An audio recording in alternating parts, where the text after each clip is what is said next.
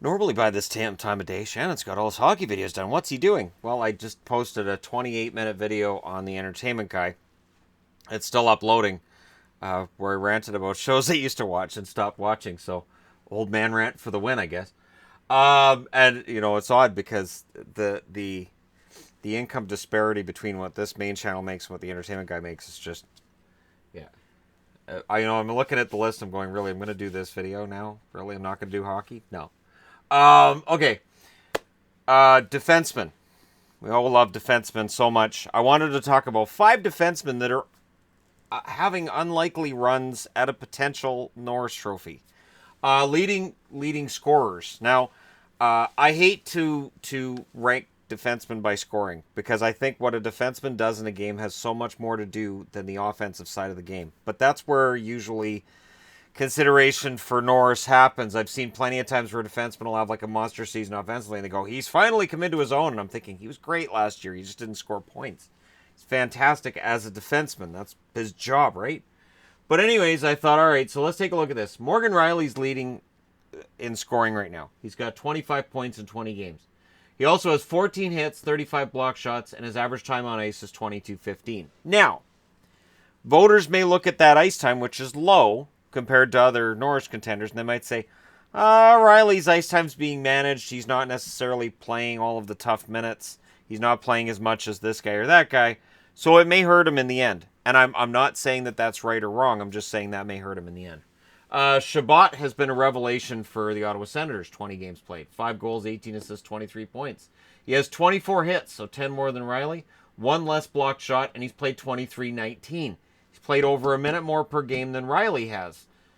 So it may very well be that Shabbat's getting into the conversation for a Norris Trophy, which would be weird. How weird would it be if the year after they traded Karlsson, they got a Norris Trophy on a defenseman? And we know about Erik Karlsson and his struggles at getting a Norris Trophy in years he's deserved it. I wanted to mention Giordano of the Calgary Flames. And I don't know how long he can keep up this pace, but it's been fantastic. 20 games played, 2 goals, 16 assists, 18 points. He only has 12 hits. He doesn't play that physical game. He has 39 blocked shots, which is higher than either Rielly or Shabbat. And he plays 24 minutes and 40 seconds a game. So he probably would get more consideration than would Rielly. I'm not sure with Shabbat, because again, Shabbat's kind of an out-of-nowhere guy. But I think Giordano, of the 3, if you're having voting right now, I think Giordano would probably be the leader. Probably. Keith Yandel. And if you're going, wait, what? Yeah, no, stay with me on this one. Keith Yandel, 17 games, 4 goals, 12 assists, 16 points. He's scoring at almost a point a game pace. He only has 8 hits, and he only has 18 blocked shots. He is not really a defensive defenseman. His ice time, 23-34, but I would think the fact that he doesn't play the defensive game as much as these other guys should rule him out. I also wanted to mention, I went through the top 20 scoring defensemen right now in the NHL. Matt Dumba, 20 games played, 8 goals. So if he keeps it up and if he scores 30 goals, he's going to get consideration. People will pay attention. Almost 50-point pace as well with the 4 assists and 12 points. His hits, he's got 40 hits to his name.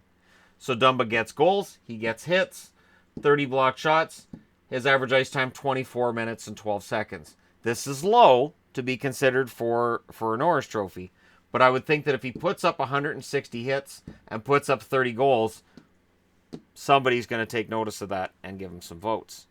But ice time leaders will often tell you who the Iron Men are on the blue line, and it can be very hard to convince voters not to vote for these guys. So the people in this list are probably your most likely right now. Doughty leads the way in ice time with 26:58. I think it would hurt Doughty, the way the Kings have been playing this year. Jones, 26:09. It might hurt him. He hasn't played enough games to this point, but by the end of the year, as long as he avoids another injury, he'd be right in there. And I think Seth Jones could be in line for his first Norris this year. Hampus Lindholm, 25:29. Karlsson, 25:53. There are those who think that John Karlsson of the Washington Capitals was ripped off and should have had the Norris last year. He may very well get his shot this year. He's putting up a lot of points, too.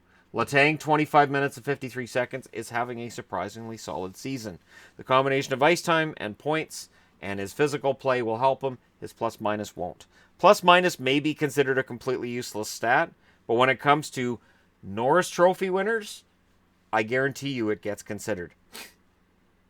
Suter, 25 minutes and 47 seconds. Ryan Suter is always solid and early in the season. It's later on in the season whether or not he can consistently play that way.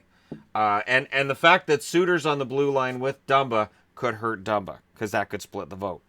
Clefbaum, 25 minutes and 47 seconds. I know he's not going to get consideration, but he is one of the top ice time getters in the league. He has 8 assists. He's going to end up with about 30 points. He's not going to end up in the race. I'm just putting him up there because he's a workhorse on the blue line. And if you're looking at hits, if hits are important to you, may I introduce to you Buffalo's Rishta Lydon, who has 66 hits and is averaging 25 minutes and 16 seconds per game. So if they don't go with pure offense, and if they go with defense, and they go with ice time, and they look at hits, and they look at overall play, Rishta Lydon may very well get in the conversation. But there you go. Let me know who you think is having an excellent season on the blue line that isn't getting talked about enough in the comment section below, because there are a number of players who I think qualify in that category. Today, Dallas is seeing a turn by Esa Lindell, which, if he can play this way while Klingberg's out, he could very well find himself on a list at midseason. But let me know your thoughts. As always, don't forget to hit like and subscribe if you're browsing your way through just happened upon this video. Thank you guys so much for watching. I'll talk to you again soon.